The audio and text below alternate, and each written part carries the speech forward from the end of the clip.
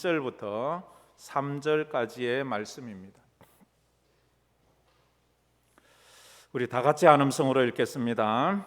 내가 그리스도 안에서 참말을 하고 거짓말을 아니하노라.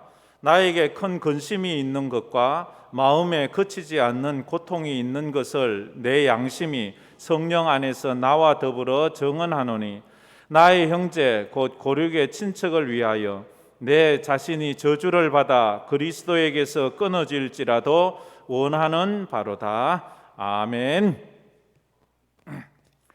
그리스도인의 나라 사랑에 대해서 서로 나누었으면 좋겠습니다. 벌써 71주년이 되는 것 같습니다. 6.25 사변이 있은 지. 그래서 우리나라는 늘 6월 달을 호국 보훈의 달로 정하고 있습니다. 우리 그리스도인들은 나라 사랑의 달로 그렇게 정하고 있습니다. 호국이라는 말은 나라를 지킨다는 뜻입니다. 보훈이라는 말은 그 공훈에 보답한다는 그런 뜻입니다. 그래서 이 6월이 되면 언제나 우리가 우리나라의 지난 역사들을 한번 돌아보게 됩니다. 우리 역사를 반만년 역사라고 말합니다. 반만년이면 5,000년이나 되었다는 말이지요. 5,000년 동안 우리 민족을 돌아보면 참 눈물이 많습니다. 아픔이 많습니다. 서러움이 많습니다. 그래서 한많은 민족이라고 그렇게 말합니다. 근대사에서 참 아픈 상처가 많지요. 일제 식민지에서 35년을 치욕 같은 세월을 보내고, 그리고 나서 얼마 있지 않아서 바로 민족 상잔의 6.25 사변을 맞이하게 됩니다. 6.25 사변은 우리 동족끼리의 싸움이기 때문에 더 아픔이 큰 것 같습니다. 6.25는 우리가 잘 아는 것처럼 3년 1개월 동안의 전쟁입니다. 3년 하고도 1개월 동안 이 땅에 엄청난 상처를 남기고 그 전쟁이 지나갔습니다. 전쟁의 결과 군인만 71만 명이 전사했다고 합니다. 민간인은 150만 명이 사망을 했습니다. 미망인 된 사람만 해도 30만 명이 넘고 고아가 된 사람만 해도 20만 명이 넘는, 그래서 이산가족이 1,000만 명이 넘는 그런 아픔을 가진, 그래서 이거는 아직 끝나지 않은 아픔입니다. 아직도 그 아픔은 여전히 우리 속에 존재하고 있습니다. 6.25 사변으로 전 국토의 80%가 초토화되었습니다. 지금 오늘 우리가 살고 있는 이 시대 71주년을 맞이하면서 이 통계에 보니까 이런 말이 있더라고요. 6.25를 겪지 않은 세대가 85%에서 90%에 이른대요. 그렇지요. 71세 이하는 6.25 이후에 태어난 사람들이기 때문입니다. 그래서 더더욱 우리는 지난 날을 기억해야 되는 것 같습니다. 아픔의 역사를 기억하지 못하는 민족은 또다시 그 아픔을 되풀이할 수밖에 없다는 역사적 교훈을 우리는 기억해야 합니다. 그래서 이런 6월을 맞이해서 우리나라에는 다시는 이런 아픔이 없어야 되겠다. 그런데 그러자면 이런 아픔의 역사를 되풀이하지 않기 위해서 오늘 우리는 무엇을 해야 하는가? 거기에 대해서 한번 고민을 해보았으면 좋겠습니다. 첫째, 우리 그리스도인은 아픔의 역사를 반복하지 않기 위해서 이 나라와 이 대한민국을 아끼고 보존하고 사랑해야 합니다. 이 땅을 사랑해야 합니다. 어느 시대든지 그리스도인이 된다는 것은 나라를 사랑하는 애국자가 된다는 것을 의미합니다. 그리스도인이 되었는데 나라를 사랑하지 않는다면 그 사람은 성경을 잘못 이해하는 거예요. 성경은 언제나 그리스도인은 나라를 사랑하는 애국자가 되어야 합니다. 그래서 일제시대에 이 조선으로 선교를 온 미국의 선교사가 자기를 파송한 파송교회에 선교 편지를 보내면서 이런 내용을 적은 것이 있습니다. 조선에서 야소 교인이 된다는 것은 곧 애국자가 된다는 말과 같은 것입니다. 야소 교인만이 참혹한 일제의 식민 지배하에서 소망을 포기하지 않는 유일한 조선 백성이기 때문입니다. 라고 이렇게 적었습니다. 그들이 예수 믿기 전에는 몰랐어요.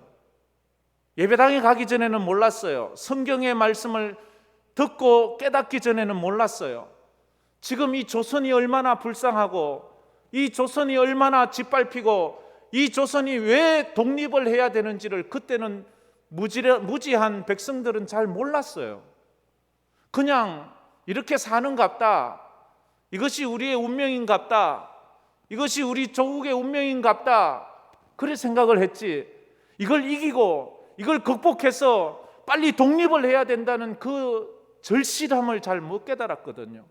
그런데 예배당에 가서 하나님의 말씀을 보고 예배당에 가서 깨우친 선각자들의 이야기를 들으면서 그래, 우리는 저 일본에게서 해방되어야 돼. 이런 생각들을 하기 시작했다 하는 것입니다. 그래서 1919년도 3.1 만세운동이 일어나지 않습니까?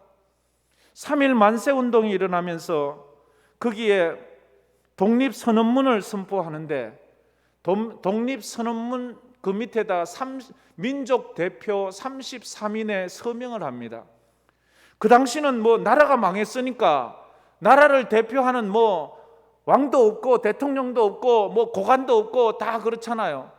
그러니까 거기에서 나라를 사랑하는 애국지사들이 모여서 그 독립선언문을 만들고 거기에 앞장선 사람들의 이름을 민족의 대표라고 해서 33명의 이름을 적는데 33명 중에서 우리가 잘 알듯이 16명이 기독교인이잖아요.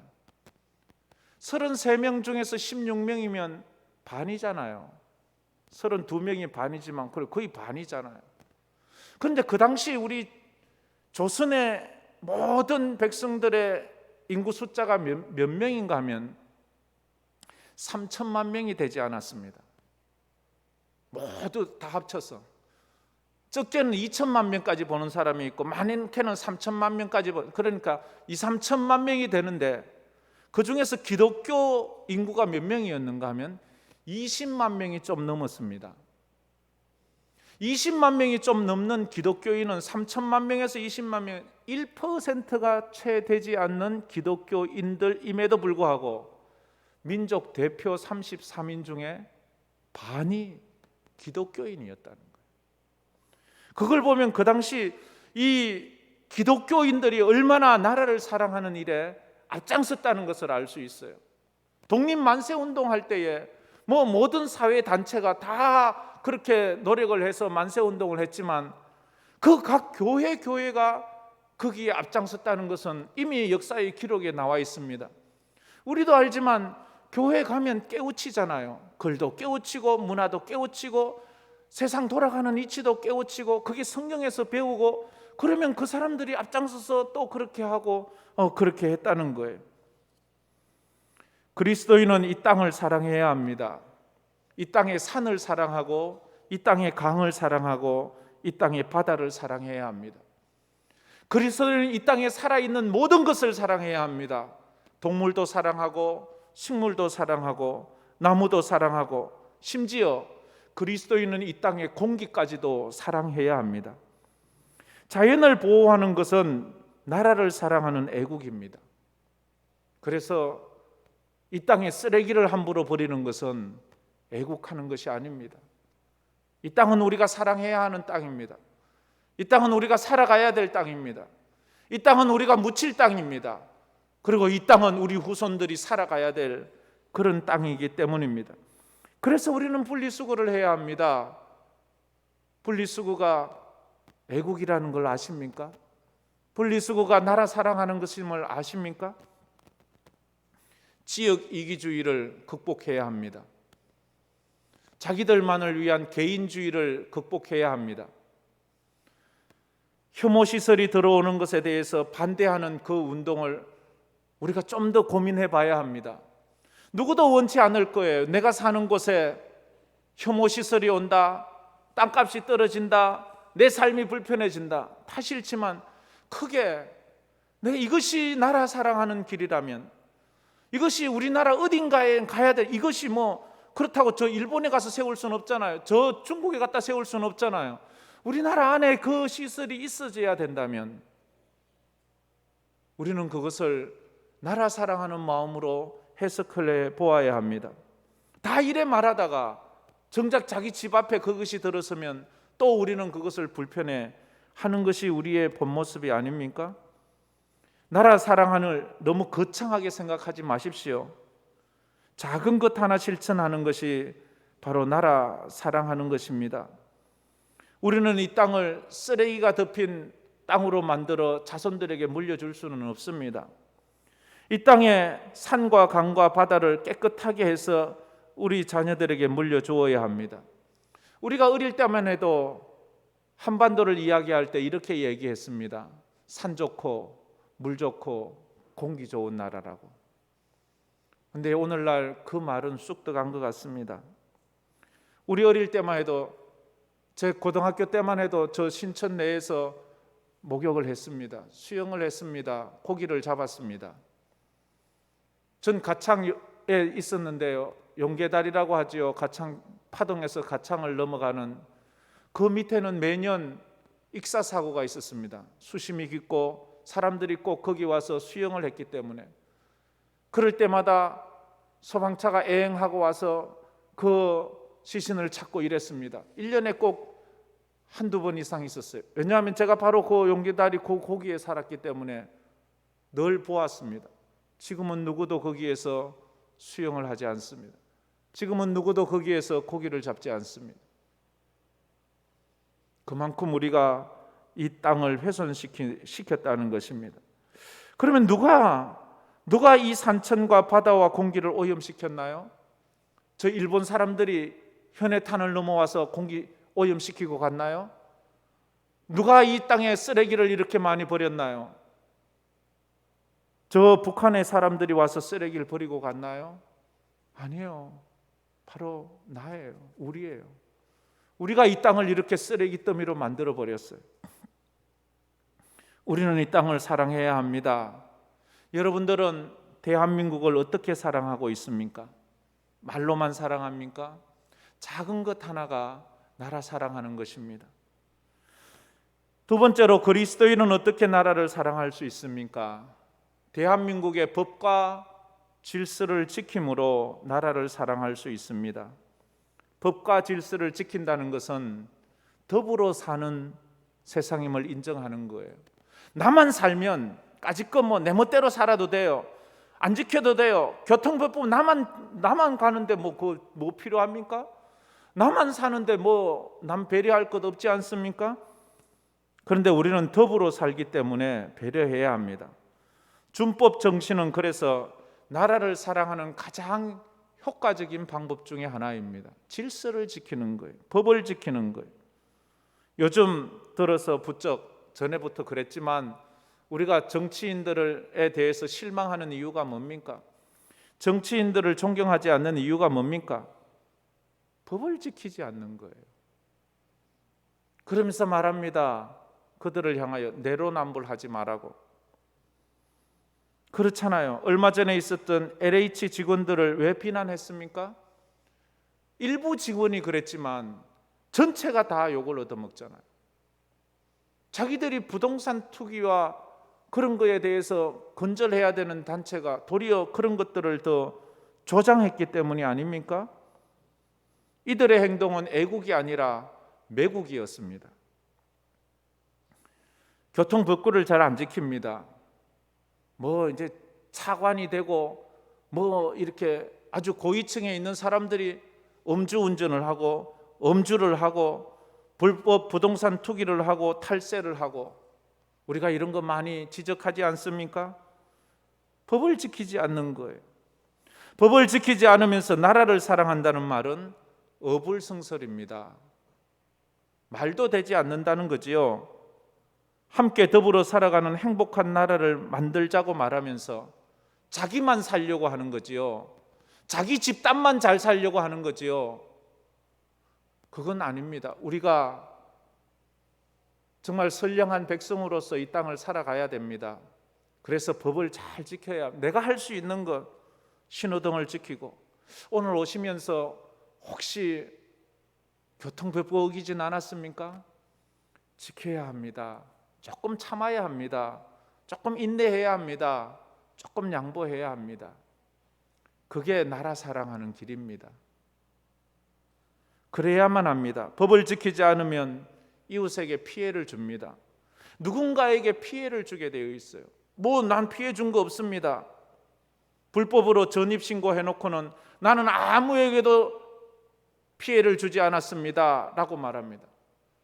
그러면서 거기서 청약을 하고 거기서 아이들 학군에 좋은 데서 아이들 학교를 보내고, 그러면 누군가가 그 사람 때문에 피해를 보는 거예요. 정당하게, 정직하게. 그래야지 나라가 혼란에 빠지지 않습니다.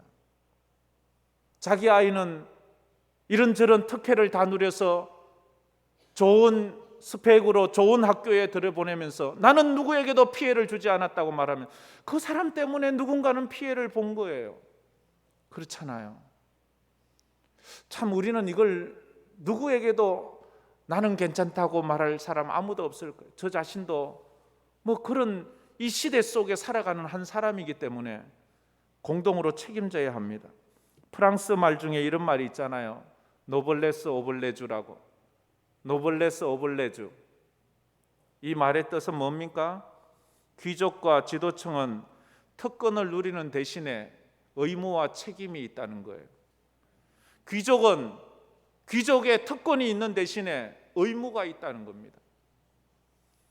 그래서 사회 지도층은 자기가 사회 지도층으로서의 존경을 받고 모든 혜택을 누리는 대신에 거기에 대한 책임과 의무를 가져야 된다 하는 그런 말입니다.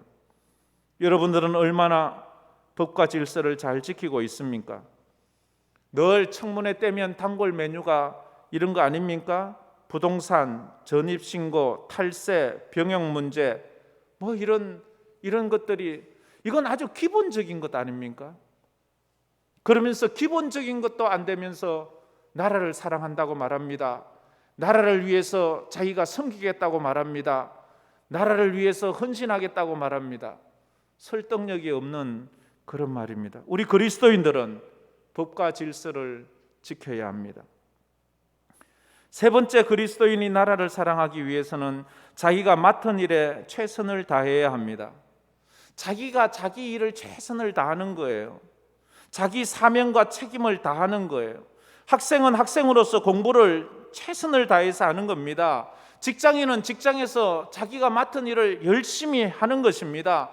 그리고 나서 자기가 또 요구할 건 요구해야 되는데 직장은 망하든 말든 직장은 되든 말든 나는 내 것만 요구하면 돼. 이거는 나라 사랑하는 것이 아닙니다. 성도는 성도로서의 책임을 다해야 됩니다. 성도로서의 가장 중요한 게 뭐예요? 예배 드리는 겁니다.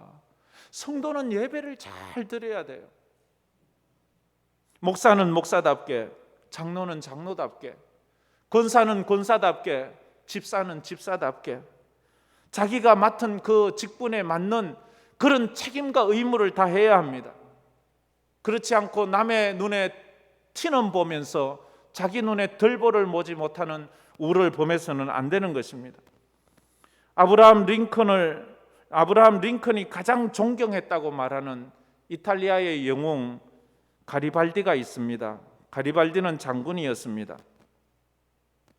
그가 한 번은 나라가 위기에 처했을 때에 젊은이들을 상대로 조국을 위해서 싸우러 나가자고 그렇게 연설을 했습니다. 그 가리발디의 연설을 들은 한 젊은이가 가리발디 장군에게 질문을 했습니다. 만일 내가 조국을 위해 싸운다면 조국은 내게 그 대가로 무엇을 줄 수 있습니까? 내가 지금 조국을 위해 싸운다면 조국은 내게 무엇을 줄 수 있냐고 물었습니다. 그 말에 가리발디 장군은 이렇게 말했습니다. 칼에 베인 상처, 심한 부상, 끝내 죽음이 대가로 주어질 것입니다. 그러나 잊지 마십시오. 그대의 상처와 죽음으로 우리 조국은 자유로운 나라가 될 것이고 우리의 후손은 평화롭게 살 것입니다 라고 말했습니다. 여러분들은 나라를 사랑하는 마음으로 여러분들이 책임져야 할 사명을 잘 감당하고 있습니까? 국민으로서의 책임을 가정에서, 직장에서, 교회에서 우리의 책임을 잘 감당하고 있습니까? 내 삶에서 최선을 다하는 것이 곧 나라 사랑하는 것입니다. 마지막으로 그리스도인은 나라를 사랑하는데 전심으로 기도해야 합니다. 성경은 나라 사랑하는 사람들의 기도로 가득 차 있습니다. 모세는 범죄한 이스라엘을 위해 자기 목숨을 담보로 하나님께 기도했습니다. 하나님, 내 이름을 생명책에서 지우는 한이 있어도 이 내 동족을 살려주십시오 라고 이렇게 기도했습니다. 에스더는 민족이 말살당한 위기에 처했을 때에 금식을 하면서 죽으면 죽으리라 부르짖고 그렇게 기도했습니다. 예수님도 자신이 태어난 조국 예루살렘의 멸망을 바라보면서 예루살렘아 예루살렘아 하면서 통곡하면서 멸망할 예루살렘을 보면서 기도했습니다. 오늘 우리가 읽은 본문 말씀도 그 말입니다. 3절 말씀에 보면 이렇게 말하지요. 나의 형제 곧 고륙의 친척을 위하여. 이 말은 나의 형제 고륙의 친척은 내 민족이라는 말이에요. 내 민족, 내 동족. 내 동족을 위하여 내 자신이 저주를 받아 그리스도에게서 끊어질지라도 원하는 바로다. 자기가 저주를 받을지라도 내 민족이 구원받는 것을 원합니다. 이렇게 말하고 있어요. 나라를 위한 그 바울의 마음을 볼 수 있어요. 바울은 누굽니까? 이방인을 위한 선교사예요. 예수 믿고 평생 이방 나라를 다니면서 선교만 한 사람이에요. 그러나 그의 가슴에는 조국을 향한 마음이 있었습니다. 조국을 사랑하는 마음이 있었습니다. 우리 그리스도인은 조국의 어려움 앞에 기도했던 신앙의 선배들의 본을 받아서 우리도 기도해야 합니다. 1950년 6월 25일 전쟁이 발발하고 난 다음 불과 40일 만에 남한은 완전히 북한이 공산주의가 다 점령하고 대구, 마산, 부산 그 몇몇 군대를 제외하고는 다 점령당했어요. 이제 남은 것은 낙동강 정선입니다. 낙동강 정선만 뚫리면 이제 이 대한민국은 지구상에서 영원히 사라질 절체절명의 위기에 처해 있었습니다. 이때 이제 사람들이 전국적으로 부산으로 다 피난을 왔습니다. 부산에는 한강 이남에서 그다시 가장 컸던 교회가 철양교회였습니다. 부산 철양교회가 한강 이남에서는 가장 큰 교회였습니다. 이제 피난을 온 사람들이 그 목사님과 장로님들이 피난을 와서 그곳에 다 모여서 기도회를 가지게 되었습니다. 이 철양교회는 과거에 주기철 목사님이 담임 목사로 심우했었고 6.25 사변이 났을 그 당시에는 한상동 목사님께서 심우하는 그런 교회였습니다. 처음에 거기에 한 250명의 목사 장로들이 모여서 기도하기 시작했습니다. 구국 기도회를 가졌습니다. 하나님의 은혜를 구하며 기도했습니다. 기도하다 보니까 그것이 회개 기도가 되었어요. 회개 기도가 하루 이틀, 일주일, 2주일을 계속하게 되었습니다. 절박했던 상황입니다. 낙동강 정선이 지금 밀리고 있는 상황입니다. 저것만 뚫리면 대한민국은 사라지는 것입니다. 그때 그 기도회에 참석했던 어느 목사님이 그때의 절박했던 상황을 기도회의 모습을 이렇게 정언하고 있습니다. 철양교회 마룻바닥에서 놀라운 회개 운동이 일어났습니다. 목사님들이 과거 신사참배했던 죄부터 개인의 죄, 민족의 죄를 있는 그대로 다 털어놓으니 예배당 마룻바닥이 목사님들의 눈물과 콧물로 범벅이 되었습니다 라고 전하고 있습니다. 이렇게 전국의 목사와 장로들이 한자리에 모여서 합심해서 회개 기도를 드리며 찬미하는 그때에 예상하지 못한 엄청난 기적이 일어났어요. 밤마다 회개하고 밤마다 기도하고 난 3일 후에 성공할 확률이 5,000분의 1도 되지 않는 인천 상륙 작전을 성공하게 되었습니다. 인천 상륙 작전은 성공 확률이 5,000분의 1이에요. 5,000분의 1은 불가능한 것입니다. 그런데 그것이 기도회를 가지고 3일 후에 승리하게 되었습니다. 마치 출애굽기에 나오는 이스라엘의 이야기와 같습니다. 아말렉이 쳐들어왔어요. 막을 방법이 없어요. 모세는 여호수아와 군대를 보내고 싸우라고 합니다. 무기로 보나 군사로 보나 전략으로 보나 무엇으로 봐도 아말렉은 이길 수가 없어요. 그때 모세는 산에 올라가 두 손을 들고 기도합니다. 그때 하나님은 모세의 기도를 들으시고 모세의 팔이 내려오면 밀리고 올라가면 승리하고, 그래서 아론과 우리 모세의 팔을 전쟁이 승리할 때까지 붙잡은 것처럼 하나님의 종들이 기도할 때에 하나님은 이 땅 대한민국을 불쌍히 여기셔서 이 땅을 구해 주셨어요. 서울이 수복되었습니다. 서울이 수복되고 난 다음에 메가드 장군이 이승만 대통령에게 이런 말을 했습니다. 오늘의 승리는 하나님의 도우심이 없었다면 불가능했을 것입니다. 이제 서울 시민들은 공산군에게서 해방되었습니다 라고 말했습니다. 이 말을 들은 이승만 대통령이 또 메가드 장군에게 이렇게 또 대답을 했답니다. 대한민국을 되찾게 도와주신 하나님께 감사를 드립니다 하면서 눈물을 흘렸다는 이야기가 있습니다. 기독교는 국경이 없습니다. 기독교는 저 북한에도 전해져야 되고 일본에도 전해져야 되고 중국에도 전해져야 됩니다. 그러나 그리스도인들에게는 조국이 있습니다. 울어야 될 조국, 기도해야 될 조국, 사랑해야 될 조국이 있습니다. 우리는 살아가면서 상황에 따라 국적은 바꿀 수 있어요. 그러나 내 속에 흐르는 한국인의 피는 바꿀 수가 없습니다. 내가 국적을 바꿔 미국 사람도 될 수 있고 영국 사람도 될 수는 있지만 내 속에 흐르는 이 한국 민족의 한국인의 피는 바꿀 수 없어 어디를 가든지 한국을 생각하면서 우리는 기도하는 것입니다. 여러분은 대한민국 국민으로서 어떻게 이 나라를 사랑하고 있습니까? 여러분이 나라 사랑하는 방법은 무엇입니까? 우리 그리스도인들은 이 땅을 사랑해야 합니다. 이 강을, 이 산을, 이 바다를, 이 땅의 공기를 사랑해야 합니다. 동식물을 사랑해야 합니다. 그리고 우리는 이 땅을 사랑하기 때문에 이 땅의 법과 질서를 지키면서 살아갑니다. 내가 좀 불편해도, 내가 좀 희생하더라도, 누가 안 보더라도, 내가 오늘도 집에 가면서 길거리에 휴지 하나 줍는 것은 그것은 나라 사랑하는 것입니다. 이 땅을 쓰레기통으로 만들어서는 안 되기 때문입니다. 우리는 자기가 맡은 일에 최선을 다해야 합니다.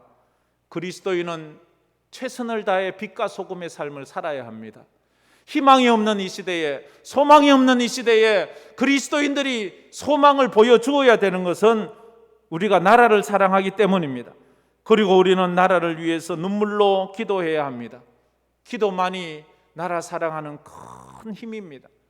무기를 의지하는 나라는 망해도 기도를 의지하는 나라는 망하지 않습니다. 저 북한이 왜 소망이 없는 줄 알아요? 핵무기를 의지하면서 나라를 사랑한대요.